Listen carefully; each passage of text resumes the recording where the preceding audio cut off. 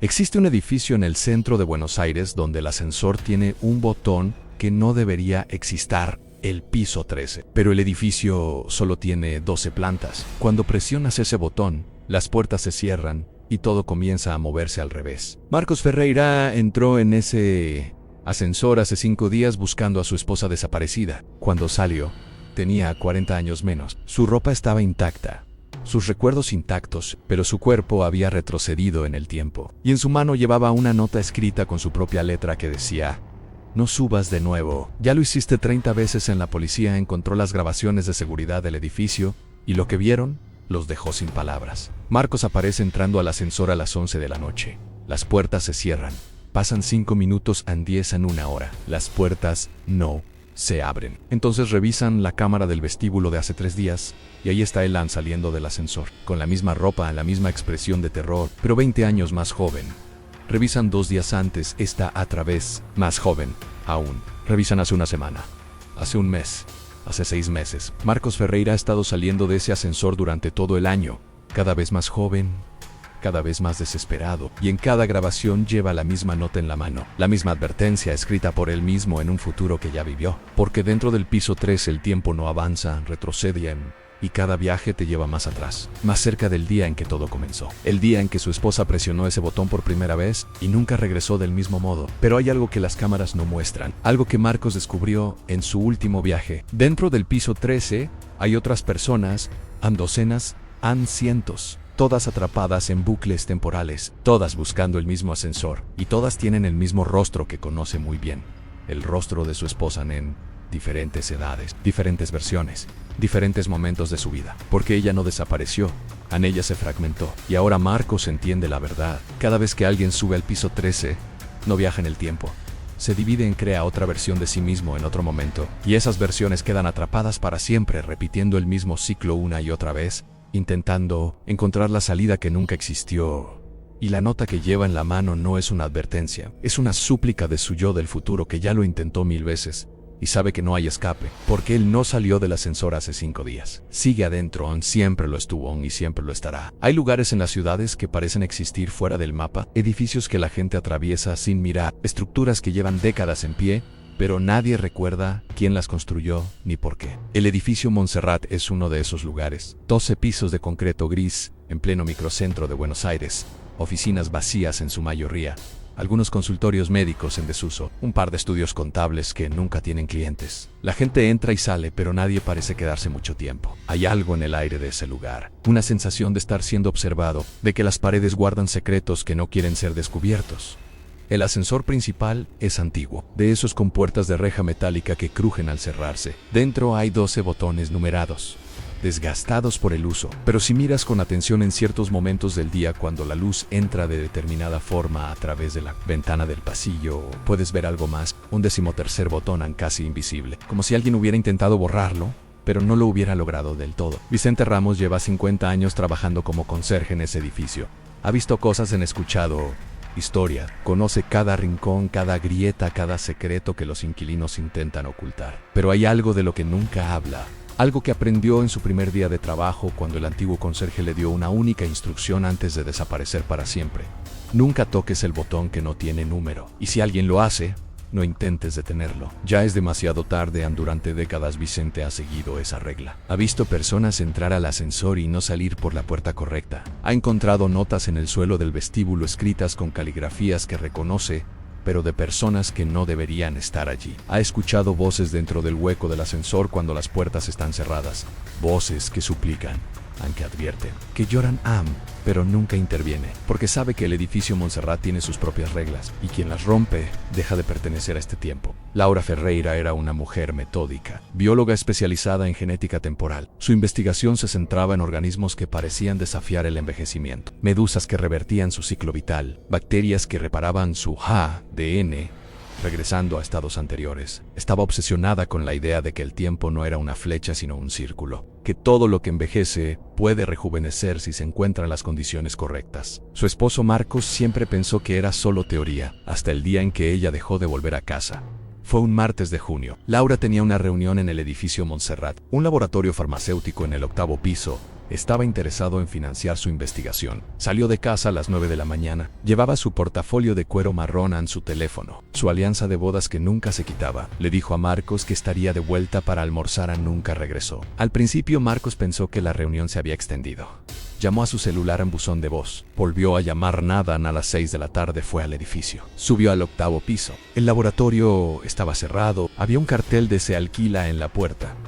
Preguntó al conserje. Vicente lo miró con una expresión extraña, como si reconociera esa situación, como si hubiera pasado antes. Le dijo que no recordaba haber visto a nadie con esa descripción. Marcos insistió. Mostró una foto. Vicente desvió la mirada y repitió que no podía ayudarlo. Pero cuando Marcos se dio vuelta para irse, el anciano murmuró algo en voz baja. Revisa las cámaras del ascensor. Pero prepárate para lo que vas a ver, Marcos. Presentó la denuncia esa misma noche. La detective Mónica Ortiz tomó el caso. Era una investigadora con años de experiencia en desapariciones. Había visto de todo, secuestros, fugas voluntarias, suicidios encubiertos. Pero algo en este caso le generó incomodidad desde el primer momento. Laura no tenía motivos para huir. Su vida era estable, su matrimonio sólido, su carrera prometedora, y sin embargo había desaparecido en un edificio de 12 pisos en pleno día, sin dejar rastro. Mónica solicitó las grabaciones de seguridad. Tardaron 2 semanas en entregarlas. Cuando finalmente las revisó, lo que vio la dejó paralizada. Laura entraba al edificio a las 9:23 de la mañana. Cruzaba el vestíbulo. Se dirigía al ascensor. Presionaba un botón, las puertas se cerraban y nunca volvían a abrirse en ninguna de las 12 plantas. Era como si el ascensor la hubiera tragado. Mónica revisó la grabación 20 veces. Amplió la imagen, ralentizó la velocidad y entonces lo vio. Justo antes de que las puertas se cerraran, Laura presionó algo que no debería existir. Un botón que aparecía y desaparecía según el ángulo de la cámara. El piso 3. Marcos no podía dormir, no podía comer, no podía pensar en otra cosa que no fuera ese edificio. Pasaba horas frente al Montserrat observando las ventanas, contando los pisos, intentando encontrar alguna lógica en lo imposible. Mónica le había mostrado las grabaciones. Le había advertido que no intentara nada por su cuenta, que dejarían que los expertos analizaran el caso. Pero Marcos sabía que los expertos no encontrarían nada, porque lo que le había pasado a Laura no podía explicarse con lógica. Necesitaba respuestas, y solo había un lugar donde podía encontrarlas. Una noche de lluvia, 6 meses después de la desaparición, Marcos regresó al edificio Aaron Los Swans. El vestíbulo estaba vacío. Vicente no estaba en su puesto. Las luces parpadeaban creando sombras que se movían solas. Marcos caminó directo al ascensor. Presionó el botón de llamada. Las puertas se abrieron con un chirrido metálico que resonó en todo el edificio. Entró, miró el panel en 12 botones. Nada más, pero recordó lo que había visto en las grabaciones. Como Laura había tocado algo invisible. Como las puertas se habían cerrado llevándosela para siempre. Marcos extendió la mano. Pasó los dedos por encima de los botones. Sintió algo. Una superficie que no debería estar ahí, fría, vibrante, como si tuviera pulso propio. Presionó, las luces del ascensor se apagaron. Las puertas se cerraron. Y entonces comenzó a moverse. Pero no subía ni bajaba. Se movía de otra forma. Hacia los costados, en espiral. Como si el espacio dentro del ascensor se estuviera doblando sobre sí mismo. Marcos sintió náuseas. El estómago se le revolvió. Cerró los ojos. Cuando los abrió, las puertas estaban abiertas. Pero lo que vio del otro lado no era el vestíbulo del edificio Montserrat. Era un pasillo infinito, con puertas a ambos lados. Cientos de puertas a miles, todas idénticas. Y al final del pasillo, apenas visible en la penumbra, había una figura. Una mujer de espaldas llevaba un portafolio de cuero marrón. Mónica Ortiz no dejaba de revisar las cintas. Había algo que no encajaba, algo que su mente racional se negaba a aceptar, pero que los datos confirmaban una y otra vez. Después de mostrarle a Marcos la grabación de Laura entrando al ascensor, decidió ir más atrás en el archivo, revisar semanas, meses, años si era necesario. Necesitaba entender el patrón, y lo que encontró la hizo cuestionar todo lo que sabía sobre la realidad. En las grabaciones de 3 días antes de que Marcos fuera al edificio por primera vez aquella noche de lluvia, ahí estaba él saliendo del ascensor, con la misma ropa que llevaba esa noche. La misma expresión de terror congelada en el rostro, pero se veía diferente. Más joven en la piel, más tersa, menos canas. Como si hubiera retrocedido 20 años. Mónica amplió la imagen. Era Ela sin duda. Las mismas cicatrices, el mismo lunar en el cuello, pero imposiblemente más joven. Revisó 2 días antes. Ahí estaba otra vez aún más joven. Revisó una semana atrás. 1 mes, 3 meses, En 6 meses, en cada grabación Marcos aparecía saliendo del ascensor, siempre con la misma ropa, siempre con la misma expresión, pero cada vez más joven. En la grabación de hace 6 meses apenas parecía tener 30 años. En la de hace un año lucía como un veinteañero y en todas llevaba algo en la mano, un papel doblado. Una nota. Mónica sintió que el suelo se movía bajo sus pies y llamó a Marcos. No respondió Ann. Fue a su apartamento. Toca la puerta. Nadie regresó al edificio Montserrat. Vicente estaba en su puesto. Esta vez no desvió la mirada, la esperaba, como si supiera que ella vendría, como si supiera lo que había descubierto. Le entregó una caja de zapatos vieja. Dentro había más notas, docenas, todas escritas con la misma letra. Todos firmados por Marcus Fejera. Todas con fechas que aún no habían ocurrido. Y todas decían lo mismo. No lo dejen subir de nuevo. Ya lo hizo demasiadas veces. Ya no sabe quién es Ann. Si esta historia te está perturbando tanto como a la detective Ortiz, necesito que hagas algo por mí ahora mismo. Deja tu like en este video, porque lo que viene a continuación va a cambiar completamente tu forma de entender el tiempo. Y necesito saber que estás preparado para continuar. Vicente finalmente habló. Su voz era un susurro áspero cargado de décadas de silencio. Le contó a Mónica que el edificio fue construido en 1952 por un arquitecto alemán llamado Klaus Brenner, un hombre obsesionado con la física cuántica y las teorías temporales. Brenner creía que ciertos espacios podían ser diseñados para existir fuera del flujo normal del tiempo, que con la geometría correcta y los materiales adecuados, se podía crear una burbuja donde las leyes causales no aplicaran. El piso 3 era su experimento.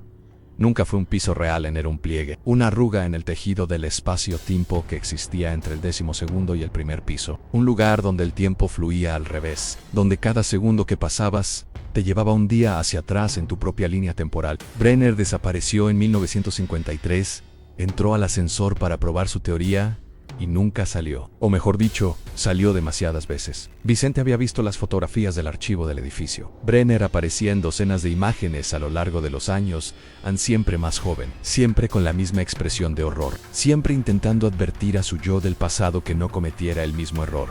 Pero el pasado no puede ser cambiado, solo puede ser repetido. Marcos caminó por el pasillo infinito. Sus pasos resonaban en un eco que parecía venir del futuro y del pasado al mismo tiempo. Las puertas a ambos lados vibraban. Podía escuchar voces detrás de ellas, en conversaciones, en llantos, risas, en fragmentos de vidas que se desarrollaban en tiempos diferentes. La mujer del portafolio marrón seguía adelante. Marcos aceleró el paso. Gritó el nombre de Laura Ang. Ella no se detuvo, no se dio vuelta. Simplemente siguió caminando como si no pudiera escucharlo, como si existiera en una frecuencia temporal diferente. Marcos corrió, la distancia entre ellos no cambiaba. Era como correr en una cinta, moviéndose sin avanzar. Entonces una de las puertas se abrió. De ella salió un hombre. Marcos se detuvo en seco. El hombre era L.A.M. pero mayor, tal vez 60 años, con el cabello completamente blanco y arrugas profundas en el rostro. Lo miró con una mezcla de lástima y resignación, le extendió un papel. La nota Marcos la tomó con manos temblorosas. Estaba escrita con su propia letra, pero no recordaba haberla escrito. Decían: estás en el piso 13. Aquí el tiempo no avanza, retrocede en cada puerta. Es un momento diferente de tu vida. Si las abres, puedes regresar. Pero cada regreso crea una nueva versión de ti. Una versión que queda atrapada en ese momento para siempre. Laura abrió demasiadas puertas. Ahora existe en cientos de momentos simultáneos. Ya no es una persona, es un eco fragmentado en el tiempo. No cometas el mismo error. No busques. No abras las puertas. Vuelve al ascensor. Vuelve antes de que sea demasiado tarde. Pero ya es tarde, ¿verdad? Si estás leyendo esto, significa que ya lo intentaste. Significa que yo ya lo intenté. Significa que estamos atrapados en el mismo bucle. Bienvenido al infierno, Marcos. Aquí todos tenemos tu cara. Marcos levantó la vista. El hombre mayor había desaparecido. Pero ahora había otros. Docenas de versiones de él mismo. Diferentes edits, diferentes momentos. Todos lo miraban. Todos sabían lo que venía. Todos habían vivido este momento antes. Y entonces comprendió la verdad. No había salido del ascensor. Nunca lo había hecho. Seguía cayendo. Seguía retrocediendo. Y cada versión de sí mismo que veía era un eco de los intentos anteriores. De las veces que ya había estado aquí, de las veces que volvería a estar. No estaba solo en el pasillo. Además de sus propias versiones, había otras personas, figuras que caminaban en diferentes direcciones. Algunas corrían desesperadas, otras estaban sentadas contra las paredes con la mirada perdida. Todas compartían la misma expresión, el mismo vacío en los ojos, el vacío de quien ha perdido la noción de cuándo existe. Marcos se acercó a una mujer joven, tal vez 30 años, Vestía ropa de los años 80, jeans de tiro alto y una chaqueta de mezclilla desteñida. Ella levantó la vista cuando lo sintió cerca. Sus ojos estaban rojos de tanto llorar. ¿Cuánto tiempo llevas aquí?, preguntó Marcos-san. Ella sonrió con amargura. Entré en 1987 o tal vez fue ayer o si mañana. Why, you know, lo sub. He intentado contar, pero los números no significan nada cuando el tiempo va hacia atrás. Se llamaba Elena Campos. Había sido estudiante de física. Entró al edificio Montserrat investigando rumores sobre anomalías temporales. Pensó que era un mito urbano, una leyenda. Presionó el botón por curiosidad académica y quedó atrapada. Elena le explicó que el piso 13 no era realmente un lugar. Era una superposición cuántica donde todas las versiones posibles de todas las personas que habían entrado coexistían simultáneamente. Cada puerta llevaba un momento específico de la vida del observador. Si entrabas por una puerta, regresabas a ese momento. Pero tu conciencia presente quedaba fragmentada. Una parte regresaba, otra parte quedaba aquí. Y con cada fragmentación perdías un poco más de ti mismo. Había personas que llevaban décadas intentando mapear el lugar. Elena era una de ellas. Había dibujado esquemas en las paredes, en ecuaciones, en teorías, intentando encontrar un patrón. Pero cada vez que creía entender las reglas, estas cambiaban. Porque el piso 13 respondía a la observación. Se modificaba según quien lo explorara. Era como si el lugar fuera consciente, como si disfrutara del sufrimiento de sus prisioneros. ¿Y Laura?, preguntó Marcos con voz quebrada. ¿La has visto? Elena asintió lentamente. La he visto cientos de veces, en diferentes edades, en diferentes versiones. Hay una Laura de 20 años que corre por los pasillos buscando la salida. Hay una de 50 que se sienta en silencio aceptando su destino. Hay una de 10 años que llora llamando a su madre. Todas son ella. Todas existen al mismo tiempo, pero ninguna es completa. Son fragmentos, ecos de una persona que ya no existe como un todo. A Marco sintió que algo se rompía dentro de Elan. Había venido a buscar a su esposa, pero su esposa ya no era una persona, era una colección de momentos dispersos en el tiempo, un rompecabezas imposible de armar, y él estaba comenzando a fragmentarse también.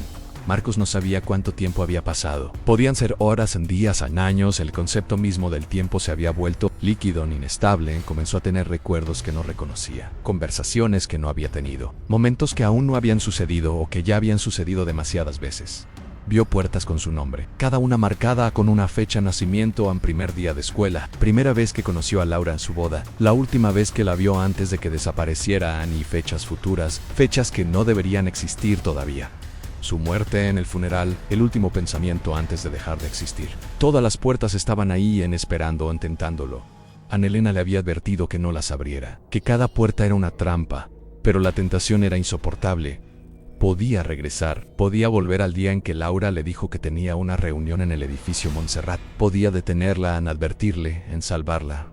Solo tenía que abrir una puerta. Solo una. Extendió la mano hacia la puerta marcada con la fecha de aquella mañana de junio.